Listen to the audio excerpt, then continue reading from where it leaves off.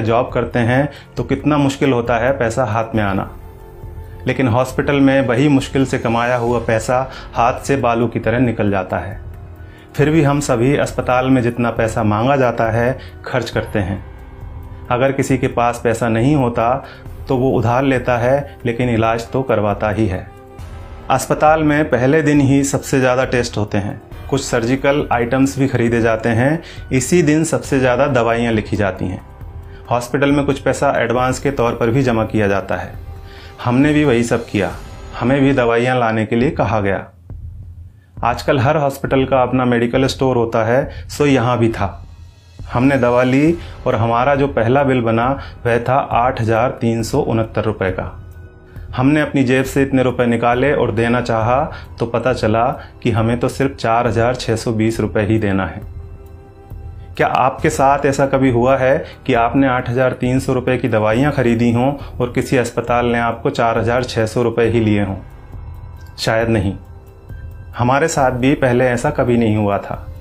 अब यह बिल देखिए, दवाओं की कुल कीमत है 8,369 रुपये, जिसके नीचे लिखा है डिस्काउंट 3,748 रुपये। नेट अमाउंट है 4,600 रुपये, जिसका भुगतान हमें करने के लिए कहा गया। ऐसे हमारे पास और भी कई बिल हैं। हमने 5 दिन एडमिट रहने के दौरान वहाँ से कई बार दवाइयाँ खरीदी और हर बिल पर हमें छूट मिली। सबसे बड़ी बात यह थी कि ये डिस्काउंट हमें मांगने पर नहीं मिला था, यह बिना मांगे हमारे बिना आग्रह किए पूरे सम्मान के साथ हमें दिया गया था, क्योंकि ये डिस्काउंट वहाँ उनके बिलिंग सॉफ्टवेयर में ही फीड कर दिया गया है। और आप यह जानकर हैरान होंगे कि डिस्काउंट का प्रतिशत 2, 4 या 10% नहीं है, यह बहुत ज़्यादा है।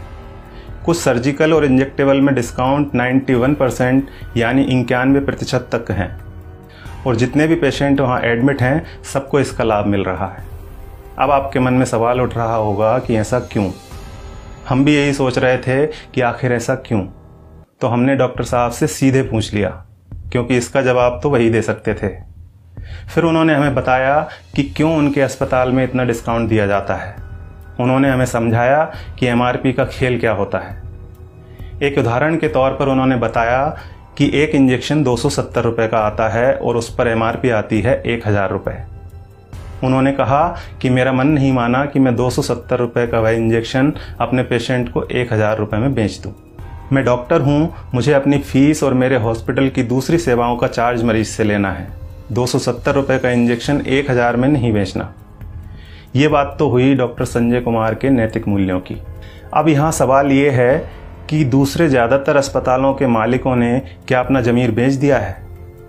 बेबी गैस्ट्रो केयर अस्पताल के डॉक्टर संजय कुमार की तरह ये क्यों नहीं कहते कि हमें भी अपनी सर्विसेज का पैसा ही मरीज से लेना है?